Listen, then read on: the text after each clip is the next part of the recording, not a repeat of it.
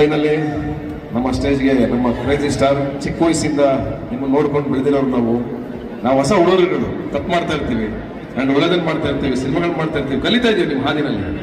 ಹಂಗಾಗಿ ನೀವಿವತ್ತು ನಮ್ಮ ವೇದಿಕೆಗೆ ಬಂದಿರೋದು ನನಗೆ ಮೆಮೊರಬಲ್ ಡೇ, ನನ್ನ ಬದುಕಿರೋವರೆಗೂ. ಯಾಕಂದ್ರೆ ನನ್ಗೆ ಗೊತ್ತು ಇದಾದ್ಮೇಲೆ ಬರಲ್ಲ ಅಂತ ನನಗೆ ಗೊತ್ತು. ನಾನು ಅದಕ್ಕೆ ಕಾಯ್ತಾ ಇದ್ದೆ, ಒಂದೇ ಒಂದು ಫಂಕ್ಷನ್ ಕರಿತೀನಿ. ಅದು ಯಾವುದು ಅಂದ್ರೆ ನನಗೆ ತುಂಬಾ ಕಾನ್ಫಿಡೆನ್ಸ್ ಇರುವಂತ ಸಿನಿಮಾಗೆ ನಾನು ನಿಮ್ಮನ್ನು ಕರಿತೀನಿ. ಅವತ್ತು ಬಂದು ನಾನು ನಿಮ್ಗೆ ಆರ್ಡರ್ ಮಾಡ್ತೀನಿ, ಇಲ್ಲ ಸರ್ ನೀವು ಬರಲೇಬೇಕು ಅಂತ ಆರ್ಡರ್ ಮಾಡ್ತೀನಿ ಅಂತ ಒಂದೇ ಒಂದು ಮಾತಾಡಿದ್ ನೀವು. ಬರ್ತೀನಿ ಬಿಡು, ಆಯ್ತು, ಒಂದು ವರ್ಷ ಆಗಿದೆ, ಆಯ್ತು ಹೋಗಿ ನಿರ್ಮಾಣಸ್ಕರ ಬರ್ತೀನಿ ಬಿಡ ಅಂತಂದ್ರು. ಹಂಗೆ ಪ್ರೀತಿಯಿಂದ ಬಂದು ನಮ್ಮೆಲ್ಲರ ಮಾತು ಇಷ್ಟೊತ್ತು ಕೇಳಿಸ್ಕೊಂಡು, ನಮ್ಮೆಲ್ಲ ಯಂಗ್ಸ್ಟರ್ಸ್ ಮಾತುಗಳನ್ನ ನೀವು ತಾಳ್ಮೆಯಿಂದ ಕೇಳಿಸ್ಕೊಂಡು, ನಿಮ್ಮ ಸಮಯನ ನಿಮ್ಗೆ ಗೊತ್ತಲ್ಗೆ ನಿಮ್ಗೆ ಎಷ್ಟು ಅಮೂಲ್ಯವಾದ ಸಮಯ ಅಂತ, ಆ ಸಮಯ ನಮಗೋಸ್ಕರ ತಾಳ್ಮೆಯಿಂದ ಕೊಟ್ಟಿದ್ದೀರಾ. Please come sir. ಪ್ರೀತಿಯಿಂದ ಬರಬೇಡಿಕೊಳ್ಳೋಣ ನಮ್ಮ ನಿಮ್ಮೆಲ್ಲರ ನೆಚ್ಚಿನ ನಮ್ಮ ಕನ್ನಡ ಚಿತ್ರರಂಗದ ಕನಸುಗಾರ crazy star Ravichandran sir. Wow. ನಮಸ್ಕಾರ. ಏನ್ ಗೊತ್ತಾ, ನನಗೆ ತಾಯಿ ಇಲ್ಲ. ಇವತ್ತು ಒಂದು ದಿವಸ ನಿನ್ನ ತಾಯಿ ಆಗಿದ್ದು ಬಿಡು ನನಗೆ, ಓಕೆನಾ? ಯಾಕೆಂದ್ರೆ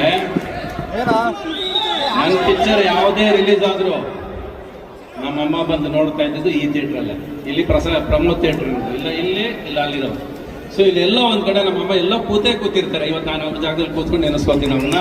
ಅವ್ರು ನೆನೆಸ್ಕೊಂಡು ಒಂದು ಎರಡು ಮಾತು ಶುರು ಮಾಡ್ತೀನಿ.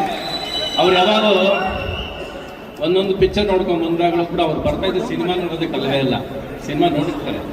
ಆದ್ರೆ ನನ್ನ ಮಗನ ನೋಡಿ ಜನ ಹೇಗೆ ಪ್ರೀತಿಸ್ತಾರೆ, ಹೇಗೆ ಮೆಚ್ಕೋತಾರೆ, ಎಲ್ಲಿ ಸ್ಟಿಲ್ ಹೊಡಿತಾರೆ, ಅದನ್ನ ಬಂದು ಮನೆಯಲ್ಲಿ ಅವ್ರು ಎಕ್ಸೈಟ್ ಆಗ್ತಿದ್ರಲ್ಲ, ಆ ಖುಷಿನೇ ಮನೆಯನ್ನ ಸಂತೋಷ ಪಡಿಸೋದು.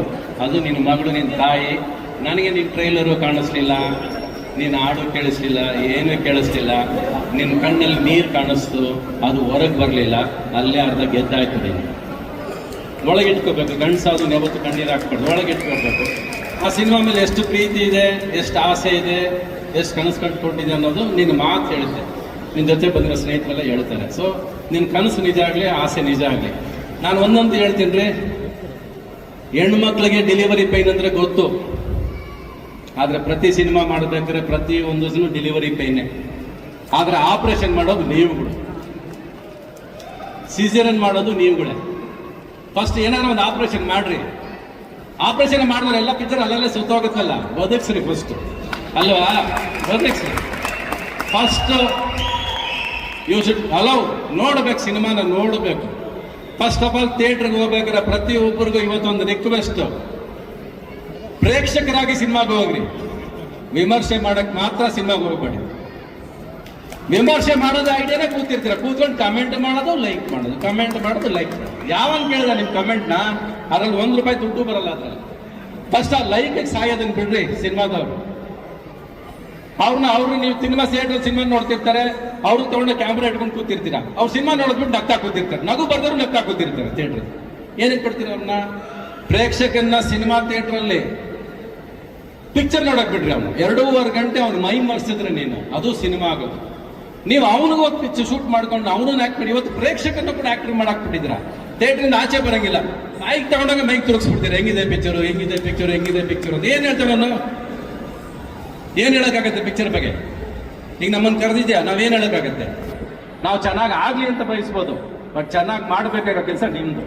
ನೀವು ಸಿನಿಮಾ ಚೆನ್ನಾಗಿ ಮಾಡಿದ್ರೆ ಚೆನ್ನಾಗಿ ಹೋಗುತ್ತೆ ಅಷ್ಟೇ. ನಾವು ನಂಬಿರೋದಲ್ಲ, ಅಷ್ಟೇ ಸಿಂಪಲ್ ಅದು.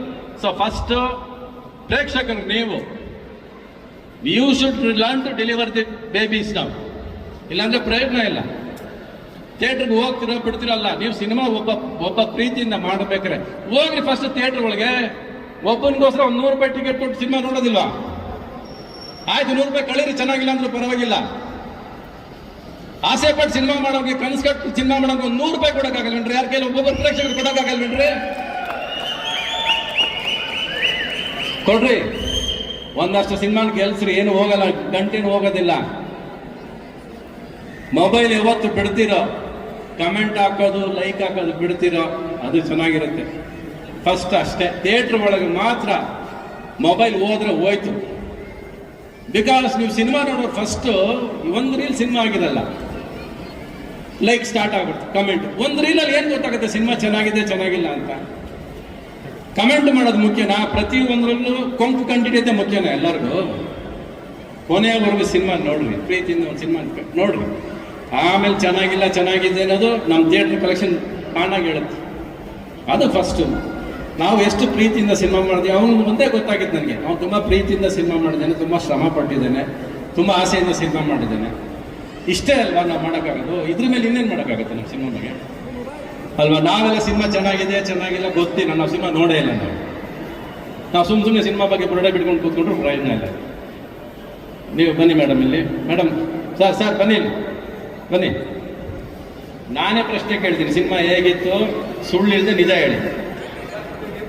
ಬನ್ನಿ, ನೀವು ಹೇಳಿದ್ರಾ ಅವ್ನು ನಿಮ್ಮ ನಂಬ್ಕೊಂಡು ಏರಿಯಾ ಎಲ್ಲ ಮಾಡಿದ್ದಾನೆ, ಬನ್ನಿ, ನೀವು ಇದು ಜವಾಬ್ದಾರಿ ನಿಮ್ಮೆಲ್ಲ ಹಾಕಿದ್ವಿ ನಾವು. ಬನ್ನಿ ಇಲ್ಲಿ, ಬನ್ನಿ ಮೇಡಮ್, ಬನ್ನಿ. ನಾನೇನು ಮಾಡಲ್ಲ ಇಲ್ಲಿ, ಬನ್ರಿ.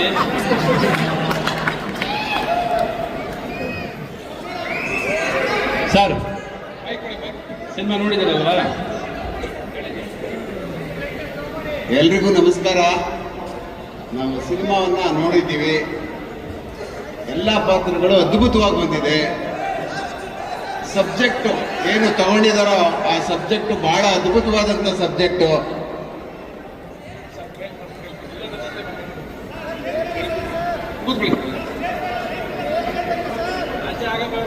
ಆ ಕಾರಣಕ್ಕೆ ಬಹಳ ತುಂಬ ಚೆನ್ನಾಗಿ ಬಂದಿದೆ.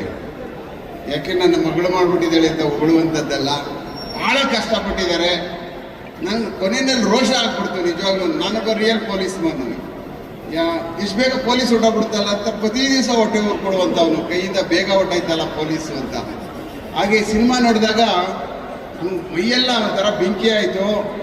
ಕೊಚ್ಚಿ ಅವನ್ನ ಕಾವೇರಿ ಒಳಗೆ ಬಿಸಾಕ್ಬೇಕಾಗಿತ್ತು ಸರ್. ನೀವು ಆ ಮನುಷ್ಯನ ಬೇರೆ ಆಗಿದೆ ಅಲ್ಲಿ. ಬಟ್ ಆ ಮಟ್ಟಕ್ಕೆ ನನಗೆ ಅದೇ ಥರ ಅವರು ಸಹ ಸಂಪತ್ ಅವರು ಅದ್ಭುತವಾಗಿ ಮಾಡಿದ್ದಾರೆ. ಇವ್ರ ಜೊತೆ ಮೀನಾಕ್ಷಮ್ಮ, ಸತೀಶ್ ಅವ್ರ ಜೊತೆ ಅದನ್ನು ನೋಡ್ತಾ ಇದ್ದರೆ ಖಂಡಿತವಾಗ್ಲೂ ಮೈಯೆಲ್ಲ ಬೆಂಕಿ ಆಗ್ತಿದೆ.